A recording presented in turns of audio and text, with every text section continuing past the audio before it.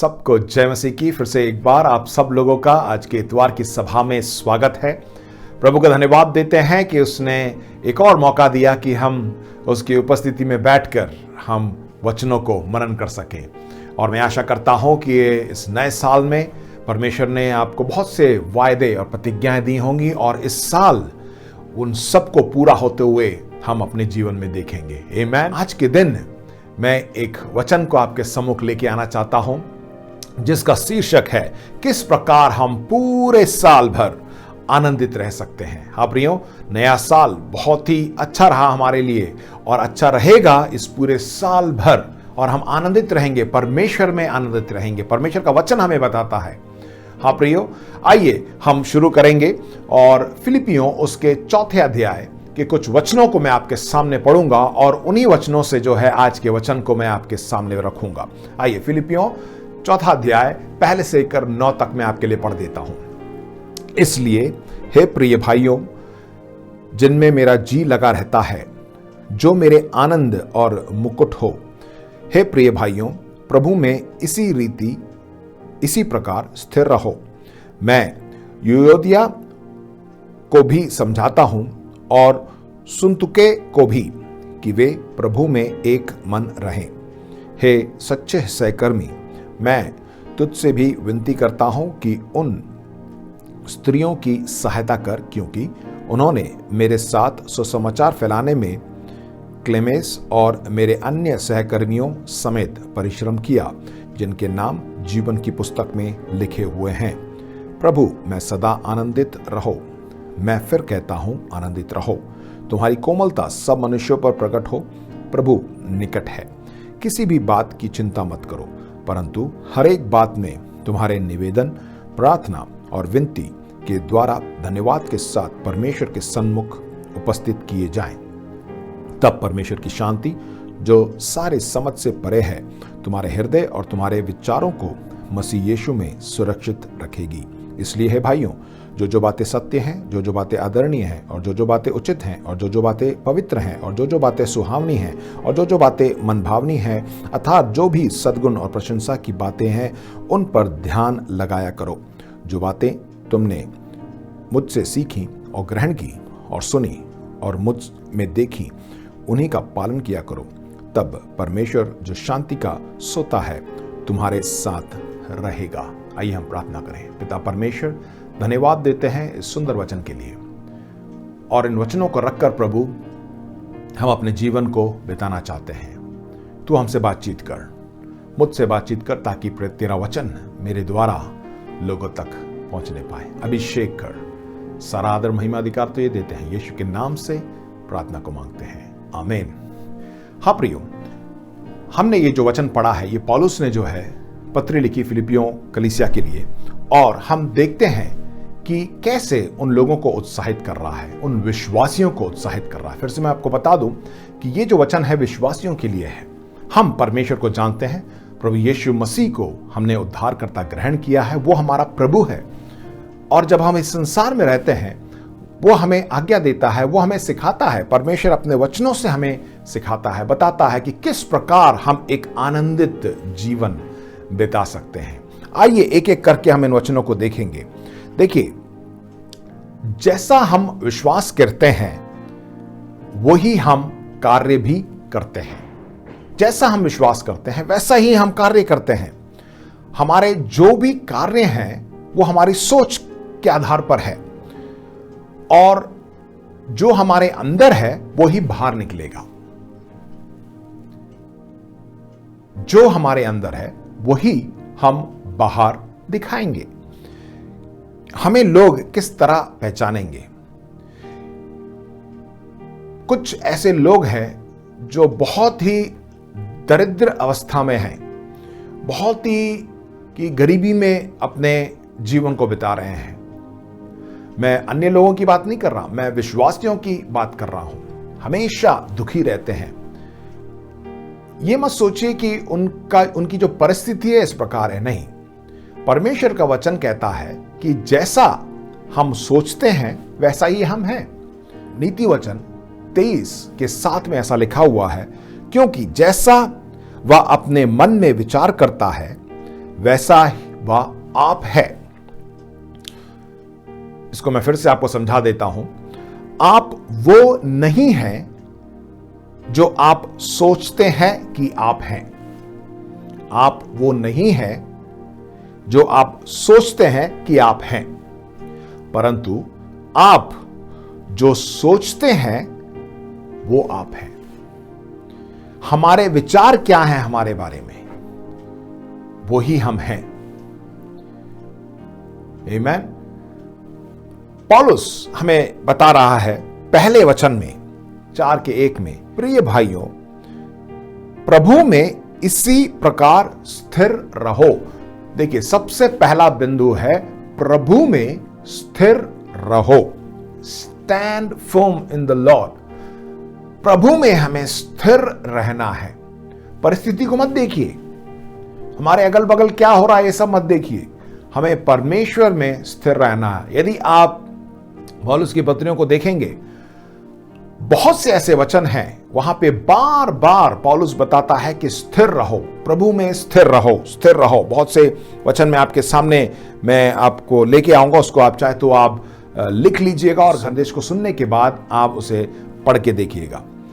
देखिए, ये स्थिर रहना, उदाहरण के लिए सैनिक है, वो जब काम पर रहता है, उसको जो कार्य दिया जाता है वहां पे वो स्थिर रहता है। उससे अगर बोला जाए कि तुम्हें इस द्वार पे खड़े होना है, इस जगह पे खड़े होना है, तो वो वहीं पे खड़ा रहेगा और स्थिर रहेगा।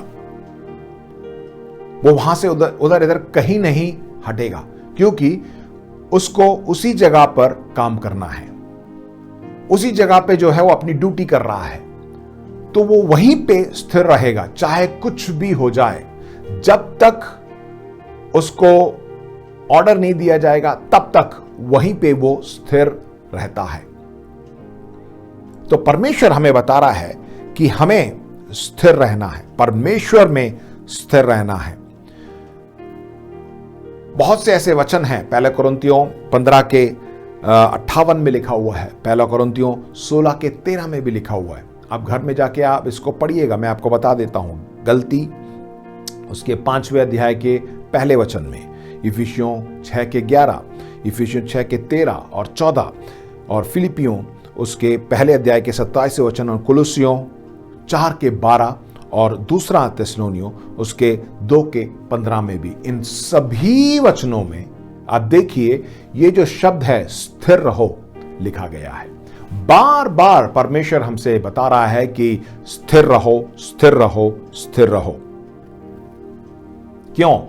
क्योंकि पौलुस जानता है, उसने अनुभव किया है कि जब हम विश्वास में बढ़ते हैं तो शैतान जो है बहुत से ऐसे अड़चनों को लेके आएगा, बहुत से ऐसे हमले करेगा, हमें डराएगा कि हम अपनी जगह से खिसक जाएं।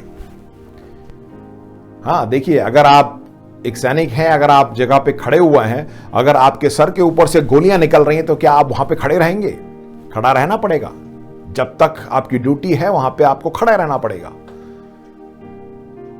और उसी प्रकार शैतान भी जो है हमारे ऊपर तीरों को फेंकता है, बहुत से ऐसे परेशानियों को फेंकता है। हम उसे देख के हम डर जाते हैं, अरे यार कहीं मुझे लग ना जाए, कभी वो ना हो जाए, ये ना हो जाए। वहां से जो है हम भागने की कोशिश करते हैं, वहां से हम हटने की कोशिश करते हैं कि ये जगह जो है बहुत खतरनाक है। नहीं प्रियो, वचन हमें बताता है कि हम परमेश्वर में स्थिर रहें। पौलुस ने इसका अनुभव किया है, इसलिए वो हमें बता रहा है, वो हमें सिखा रहा है कि हमें परमेश्वर में स्थिर रहना है। इसलिए प्रिय भाइयों बहनों, सबसे पहला बिंदु, चाहे कुछ भी हो जाए, इस साल की शुरुआत में आपने बहुत से बातों को लेके आए हैं कि इस साल में इस चीज को मैं होते हुए देखूंगा, मेरे जीवन में ये चीज होनी चाहिए। परमेश्वर ने प्रतिज्ञा की है, परमेश्वर ने आपको वायदा दिया है, तो वो करके दिखाएगा। हमें क्या करना है? परमेश्वर में स्थिर रहना है। आमीन। आइए हम अगले बिंदु में जाएंगे। उसी अध्याय के 2 और 3 वचन में देखिए, मैं युयोदिया को भी समझाता हूं और सुन्तुके को भी कि वे प्रभु में एक मन रहें। हे सच्चे सहकर्मी, मैं तुमसे भी विनती करता हूं कि तू उन स्त्रियों की सहायता कर, क्योंकि उन्होंने मेरे साथ सुसमाचार फैलाने में क्लेमेंस और मेरे अन्य सहकर्मियों समेत परिश्रम किया। उनके लिए जीवन की पुस्तक जिनके नाम जीवन की पुस्तक में लिखे गए हैं। देखिए, ये यहाँ पे दो औरतें हैं, और ये इस वचन को पढ़ने के बाद इसलिए मैंने पूरा पढ़ा क्योंकि आपको समझना है कि इन दोनों महिलाओं ने जो है पौलुस के साथ सेवकाई की, और बहुत से लोगों के जैसे में लिखा हुआ है कि परमेश्वर के राज्य में लेके आए। इसका मतलब कलीसिया में उन दोनों को एक पद दिया गया है, परंतु यहां पे दोनों के बीच में कुछ अनबन है, कुछ परेशानी है। अगर इन दोनों के नाम के अर्थ को आप जानेंगे तो बड़ा मजा आएगा। देखिए, योदिया का मतलब है एक सुगंध, और दूसरी जो स्त्री है जिसका नाम है सुंतुके का मतलब है एक अच्छा मित्र।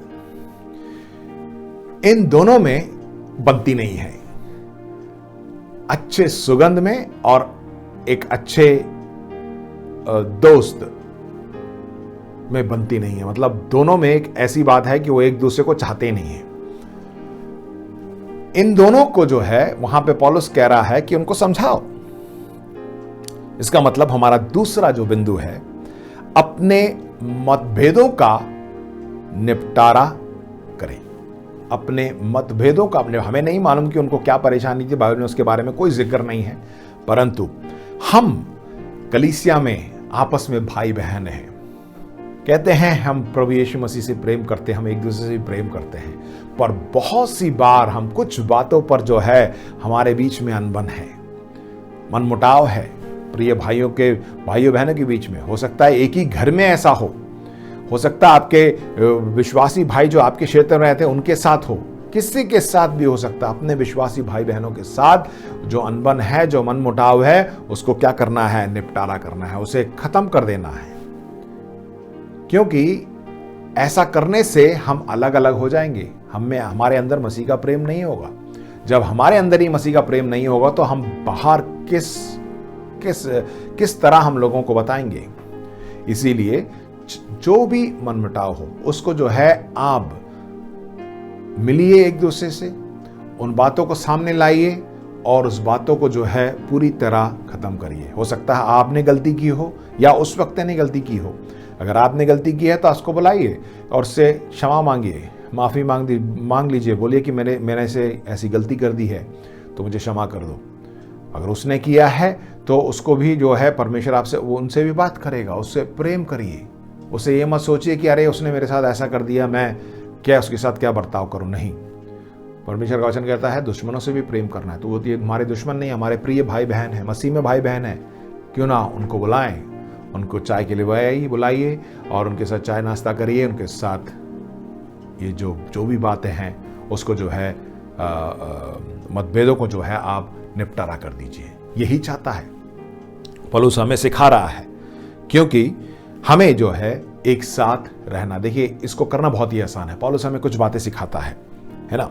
देखिए, 6 ऐसे बातों में बताऊंगा कि कैसे इस अनबन को या ये जो है इसको आप निपटारा कर सकते हैं।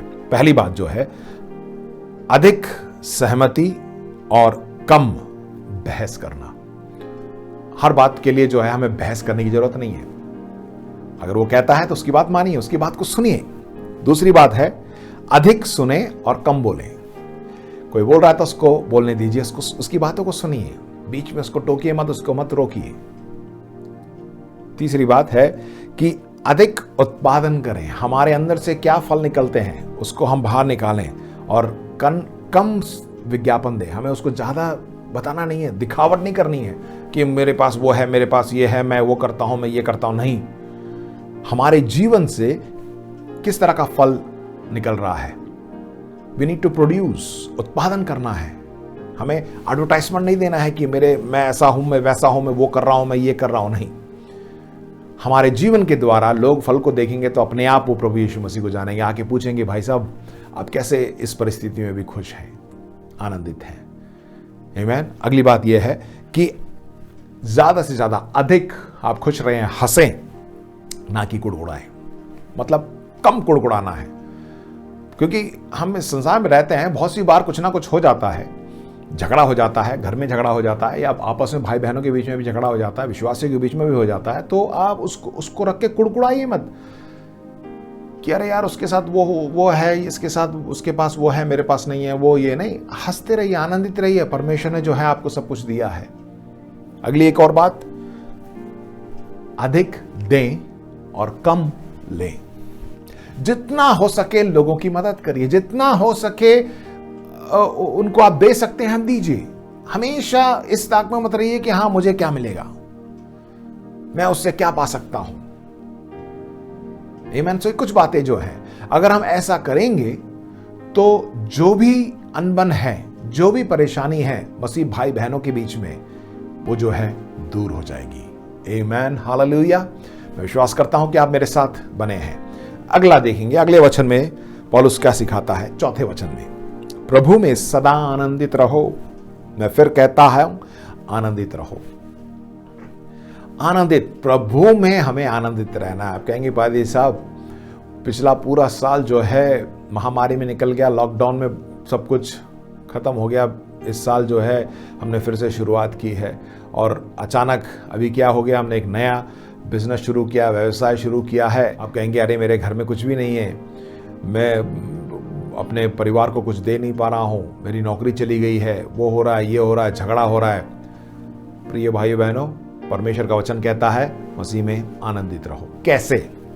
जब पौलुस इन वचनों को लिख रहा है तो आपको इसको पढ़ना चाहिए।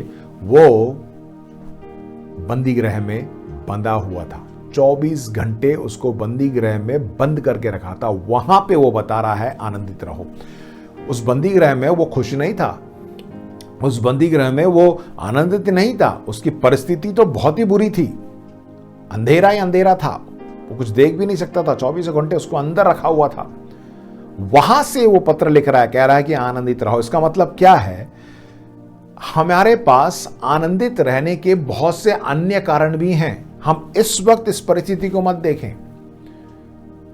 हम रोज सुबह उठते हैं, परमेश्वर ने एक नया जीवन दिया है, आनंदित हो। प्रभु धन्यवाद कि एक नई जिंदगी दी है मुझे।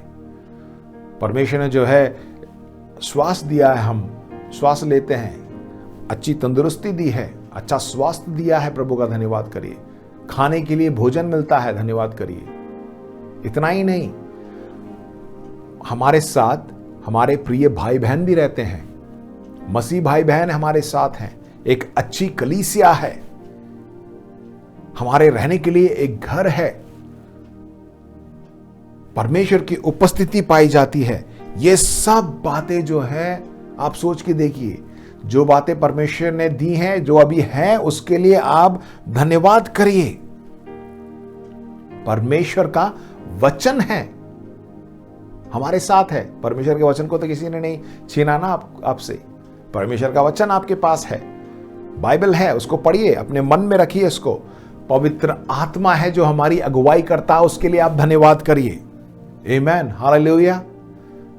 हर एक दिन पवित्र आत्मा हमारी अगुवाई करता है, धन्यवाद करिए। बहुत से ऐसे कारण हैं। आप उन्हीं कुछ ही बातों को मत देख के और ये मत बोलिए कि अरे ऐसा हो गया, वैसा हो गया। नहीं, जो परमेश्वर ने दिया है उसको देख के आप आनंदित होइए। आमीन, हालेलुया। ये हमारा जो है तीसरा बिंदु था। आगे देखिए पौलुस क्या बता रहा है 5वें वचन में, तुम्हारी कोमलता सब मनुष्यों पर प्रकट हो, प्रभु निकट है। हमारी कोमलता सब मनुष्यों पर प्रकट हो। हम एक मसीह में भाई बहन हैं, हम हमारे साथ प्रभु यीशु मसीह है, हमारे अंदर प्रभु यीशु मसीह है। हमारे अंदर एक कोमलता का स्वभाव होना चाहिए। लोग जब हमें देखें तो हमसे कहें कि अरे ये व्यक्ति बहुत ही अच्छा है। चौथा जो बिंदु है, परमेश्वर से कोमल आत्मा या स्वभाव पाने के लिए प्रार्थना करें। कोमल स्वभाव। बहुत सी बार ऐसी बातें आ जाती हैं, बहुत से बार ऐसे लोग हमारे सामने आ जाते हैं तो हमें बड़ा गुस्सा आता है, अरे यार ये व्यक्ति क्यों आ गया यहां पे। हमारे अंदर शांति चली जाती है। देखिए बहुत सी बार ऐसा होता है, ऐसे लोग जो हमारे घर में आ जाते हैं, जो हमेशा जो है हमको मतलब इतना परेशान करते हैं। हम सोचते हैं कि ये व्यक्ति आया क्यों।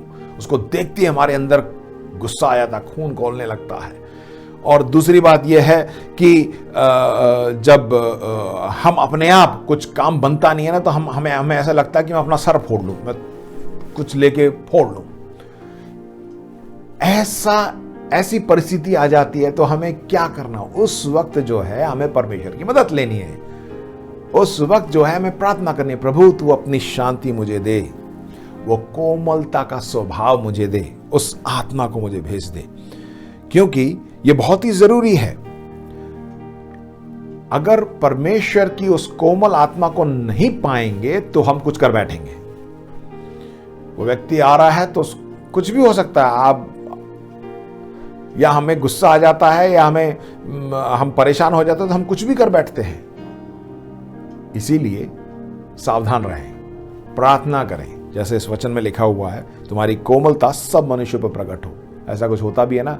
अगर ऐसा व्यक्ति आ भी जाता है ना, आप हंसकर मुस्कुराते हो उसको बिठाइए, चाय पिलाइए और उससे पूछिए क्या बात है। वो बताएगा, वो खुद ही जो है उसको लगेगा कि अरे यार ये तो बदल गया इसको मेरे को देख के, क्योंकि शैतान हमेशा चाहता है कहीं ना कहीं कि आपको जो है गलती करवाए।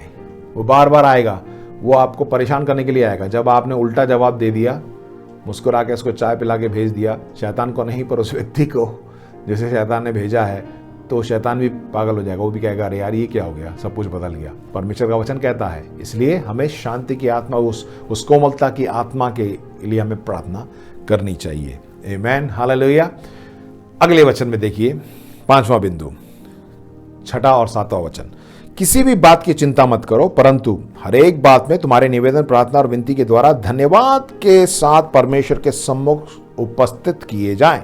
तब परमेश्वर की शांति जो समझ के परे है तुम्हारे हृदय और तुम्हारे विचारों को मसीह यीशु में सुरक्षित रखेगी। हाँ प्रियो, 5वीं बात, हर एक बातों के लिए हम प्रार्थना करें। हर एक बातों के लिए हमें प्रार्थना करें। जैसे मैंने शुरुआत में बताया कि जो हम विचार करते हैं ना, वैसे ही हम हैं।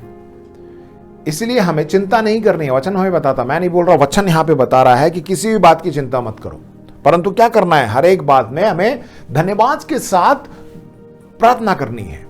प्रभु का धन्यवाद करिए, प्रभु तूने मुझे ये दिया है, धन्यवाद देता हूं। और उसके बाद अपने विनती निवेदनों को आप लेके आइए। तब जो है परमेश्वर की शांति हमारे अंदर आएगी। परमेश्वर की शांति आ जाती है ना, तो एकदम सुकून हो जाता है। चाहे कुछ भी हो रहा हो, परमेश्वर की शांति हमारे अंदर बनी रहेगी। हमें जो प्रार्थना है वो सारी चिंताओं का विपरीत है। आप दोनों एक साथ नहीं कर सकते, चिंता भी करें और प्रार्थना भी करें। बहुत से बार करते हैं, बहुत चिंतित हो, मेरे लिए पादरी साहब प्रार्थना कर दीजिए। प्रार्थना भी कर रहे तभी चिंतित है, प्रार्थना भी कर रहे चिंता भी कर रहे, तो क्या मिलेगा आपको? बताइए, कुछ नहीं मिलेगा।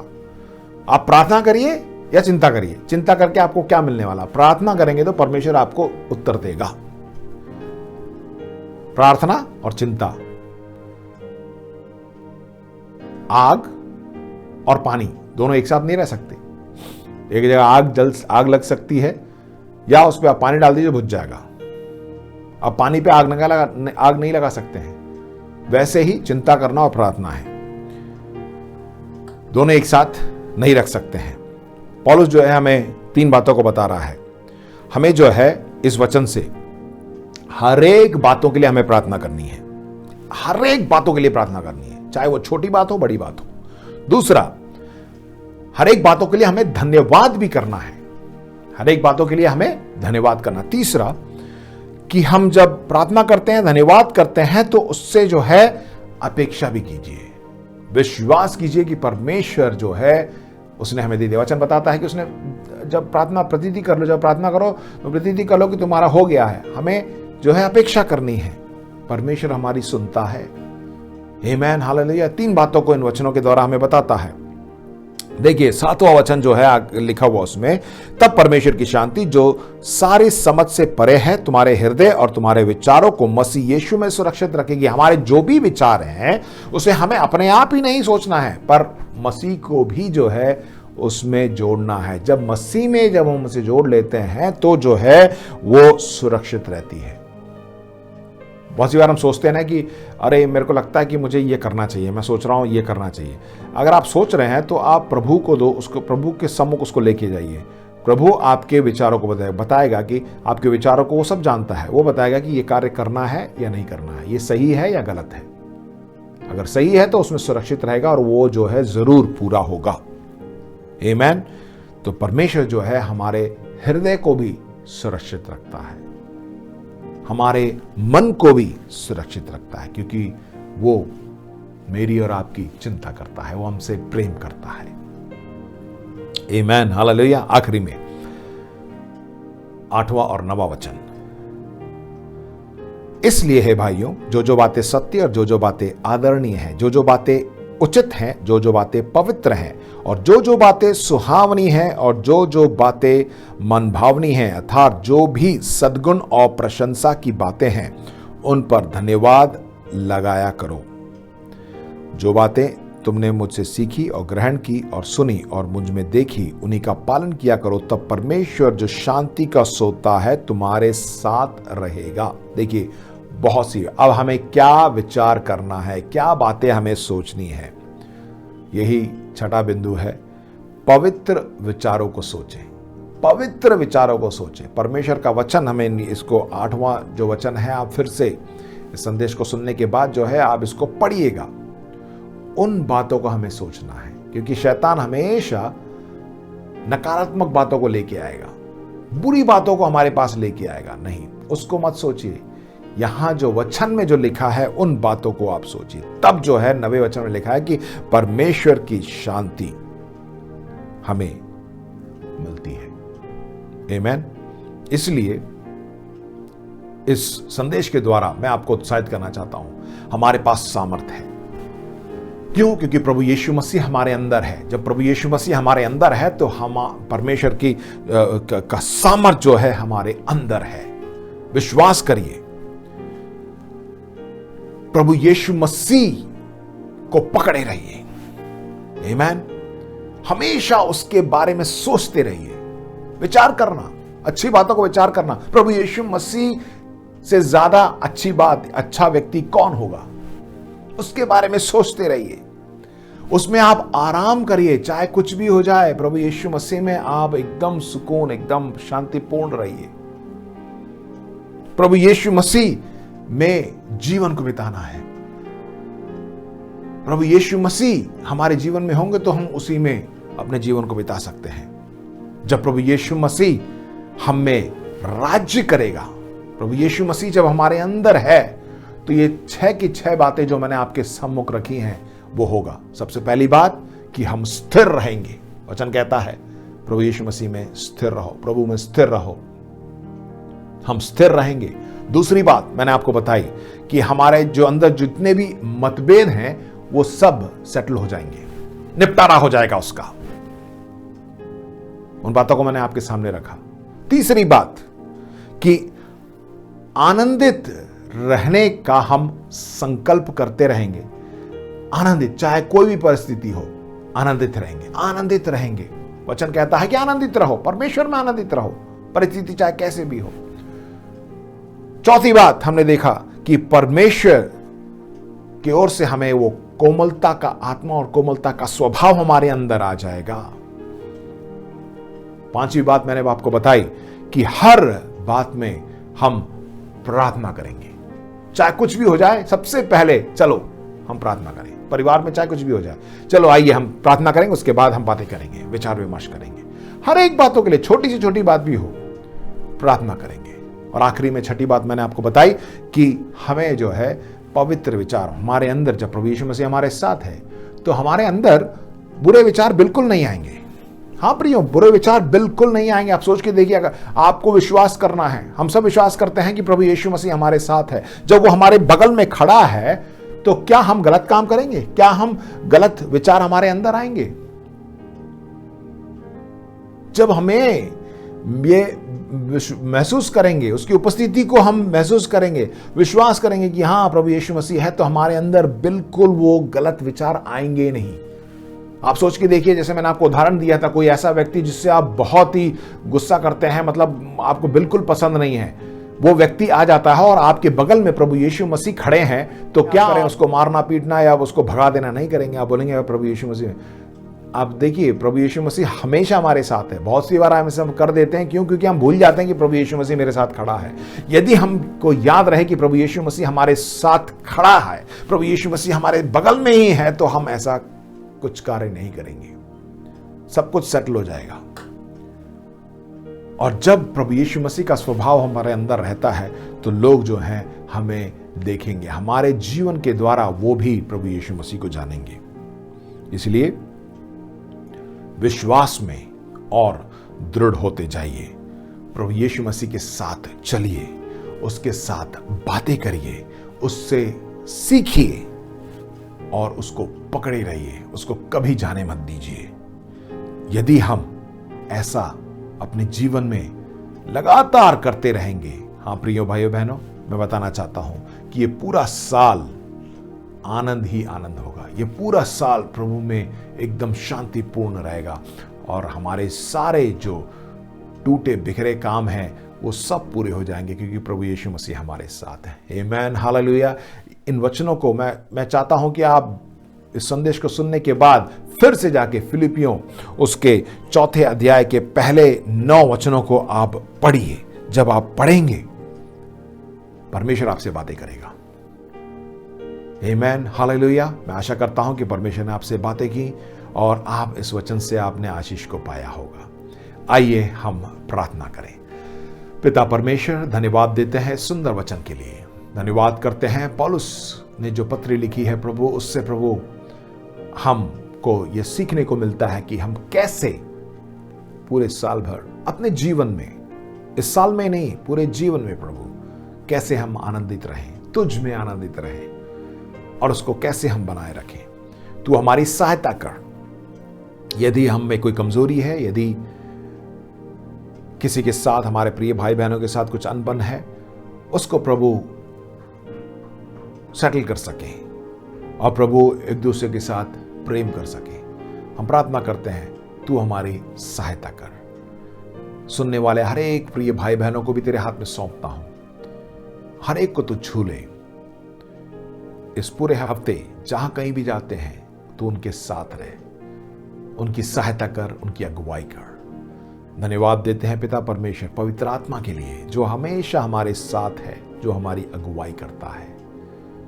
हम तेरे वचनों के अनुसार जीना चाहते हैं प्रभु यीशु मसीह, तेरा जैसा जीवन बिताना चाहते हैं और लोगों के लिए एक आशीष का कारण होना चाहते हैं। तू हमें इस्तेमाल कर, हमारे जीवन के द्वारा प्रभु यीशु मसीह चमकने पाए, लोग जानने पाए कि यीशु मसीह ही मार्ग, सत्य और जीवन है और सच्चा उद्धार करता है। हमारे जीवन के द्वारा हम अपने आप को नम्र करते हैं, तू बढ़े और हम घटे।